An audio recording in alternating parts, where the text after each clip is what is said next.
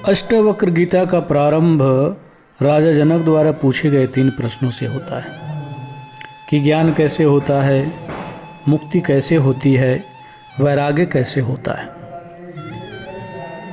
पूरे अध्यात्म का सार इन 3 प्रश्नों में समाहित है। आध्यात्मिक उपलब्धि में वैराग्य का होना पहली शर्त है। इसमें प्राप्त होता है आत्मज्ञान एवं आत्मज्ञान से ही जीव की मुक्ति होती है, जो जीव की सर्वोपरि स्थिति है। जनक के 3 प्रश्नों का समाधान अष्टावक्र ने 3 वाक्यों में कर दिया एवं उपदेश सुनते सुनते ही जनक को वहीं आत्मानुभूति हो गई। कैसा अनूठा वक्तव्य रहा होगा अष्टावक्र का।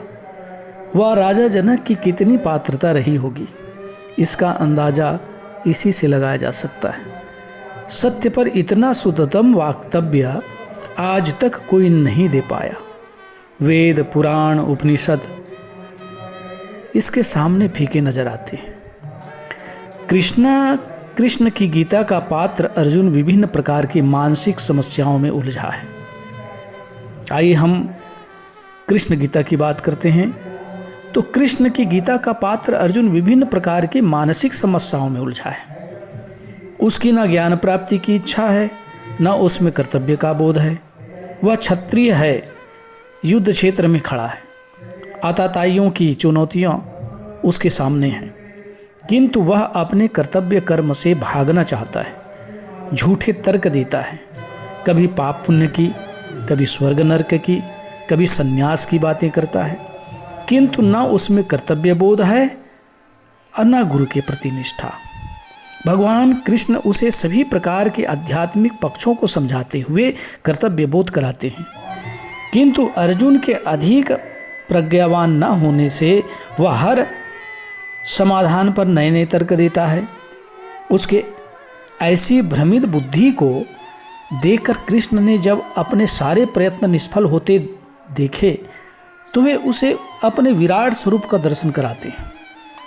तब कहीं जाकर के अर्जुन को कृष्ण के व्यक्तित्व का पता चलता है, तो वह समर्पण के साथ ही उस दिव्य वाणी का ग्राहक बन जाता है, जिससे वह उस युद्ध को जीत सका। राजा जनक अर्जुन से कहीं अधिक नम्र, शुद्ध चित्त, मुमुक्षु, प्रतिभा संपन्न एवं गुरु में पूर्ण श्रद्धा रखते थे। उन्होंने एक भी शंका नहीं उठाई, न झूठे तर्क दिए, गुरु के कहते ही समर्पित हो गए।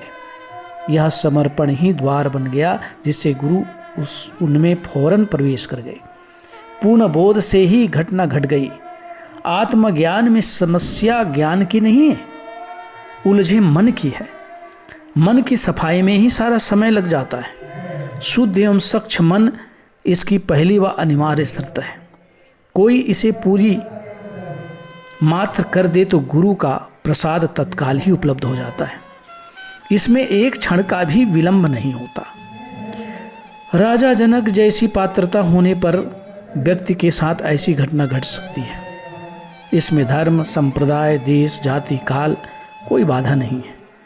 यदि कोई इसे गंभीरता से आत्मसात कर ले तो आत्मबोध की झलक मिल सकती है। कहते हैं ना, विवेकानंद जब रामकृष्ण के पास गए, वह परमात्मा का प्रमाण पूछा तो रामकृष्ण ने उन्हें अष्टावक्र गीता पढ़ने को दी कि तू इसे पढ़कर मुझे सुनाओ, मेरी दृष्टि कमज़ोर है। कहते हैं कि विवेकानंद इस पुस्तक को पढ़ते पढ़ते ही ध्यानस्थ हो गए। वह उनके जीवन में क्रांति घट गई। अष्टावक्र ने कहा है, चर्मकार चमड़ी को देखता है, वह ज्ञानी आत्मा को। आत्मा को देखने की क्षमता आना ही उसकी पात्रता है, जिससे उपलब्धि संभव है। जनक ऐसे ही प्रज्ञावान थे जिनको थोड़े से ही प्रयास से आत्मबोध हो गया। पूर्व जन्म की पात्रता रही होगी तथा इस जन्म की मुमुक्षा। इन दोनों कारणों के उपस्थिति होने से ही घटना शीघ्र घट गई।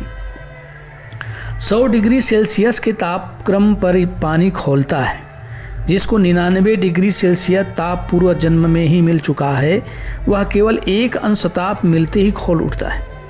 किंतु पूर्व जन्म में जिसे 10 डिग्री सेल्सियस ताप ही मिला है, उसे 90 की आवश्यकता पड़ती है। उपलब्धि में समय की भिन्नता का यही कारण है। फिर मनुष्य भी 4 प्रकार के होते हैं, ज्ञानी, मुमुक्षु, अज्ञानी मूढ़। ज्ञानी वह है जिसे ज्ञान प्राप्त हो चुका है।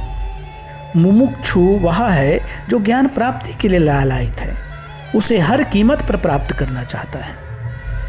अज्ञानी वह जिसे शास्त्रों का ज्ञान तो है किंतु उपलब्धि के प्रति वह कोई रुचि नहीं रखता। मूढ़ वह है जिसे इस अध्यात्म जगत का कुछ भी पता नहीं है, न जानना ही चाहता है।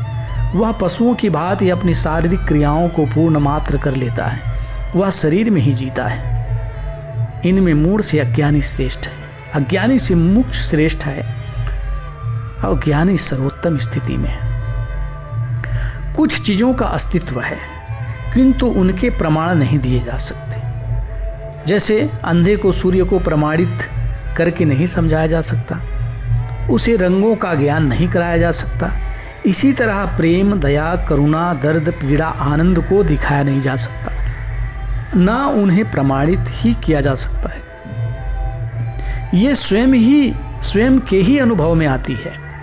बुद्धि की एक सीमा है, वहाँ तक ही यह निर्णय ले सकती है। आत्मा, परमात्मा, ब्रह्म आदि उसकी पकड़ से बाहर है। ये इंद्रियों के विषय ही नहीं है। इंद्रियां स्थूल को पकड़ सकती है, सूक्ष्म छूट जाता है। सूक्ष्म को पकड़ने की विद्या दूसरी ही है, जिसका उपयोग करने पर सूक्ष्म भी ग्राम्य हो जाता है। यह विद्या ध्यान व समाधि की है, जिसमें व्यक्ति स्थूल जगत के पार सूक्ष्म के भी दर्शन कर सकता है। अज्ञानी स्थूल को ही पकड़ पाते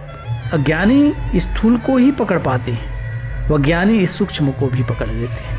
अध्यात्म इसी सूक्ष्म को पकड़ने का विज्ञान है। इसकी कुछ शर्तें हैं जिन्हें पूरा किए बिना सूक्ष्म का ज्ञान नहीं हो सकता है।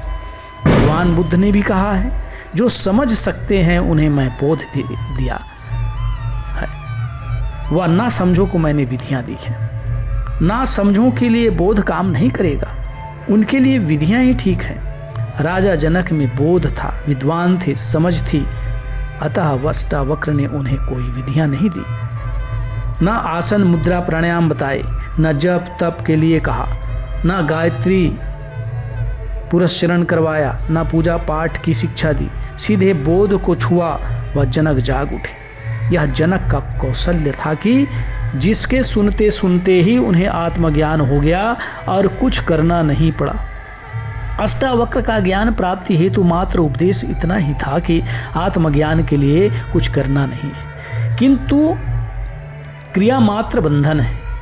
क्रिया के साथ फल की आकांक्षा सदा लगी रहती है, इनके साथ अपेक्षाएं जुड़ी रहती है। हर क्रिया की प्रतिक्रिया होती है, वह उसका निश्चित फल आवश्यक मिलता है।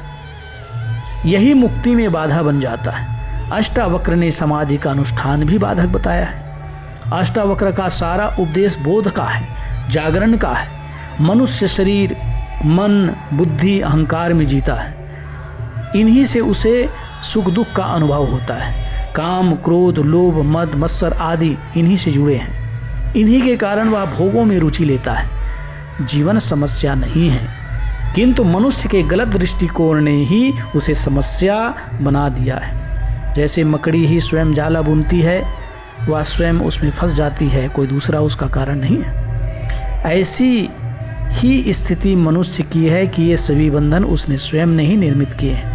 वह स्वयं ही उसमें उलझ कर रह गया है। किंतु मनुष्य न शरीर है, न मन, न बुद्धि, न अहंकार, वह शुद्ध चैतन्य मात्र है। सृष्टि का आधार ही यह चैतन्य है। सृष्टि इसी चैतन्य की अभिव्यक्ति मात्र है। सृष्टि अनित्य है, यह चैतन्य शाश्वत अनित्य है। यही मूल तत्व है। सृष्टि इसी के सृजन का परिणाम है।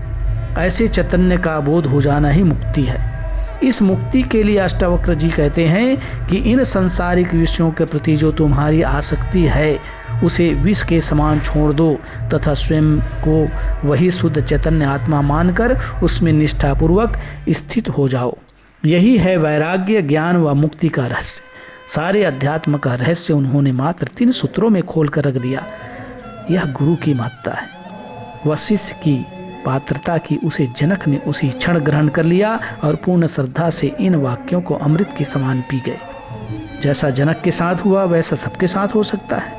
शर्त यह है की पात्रता की शर्त पूरी कर दी जाए।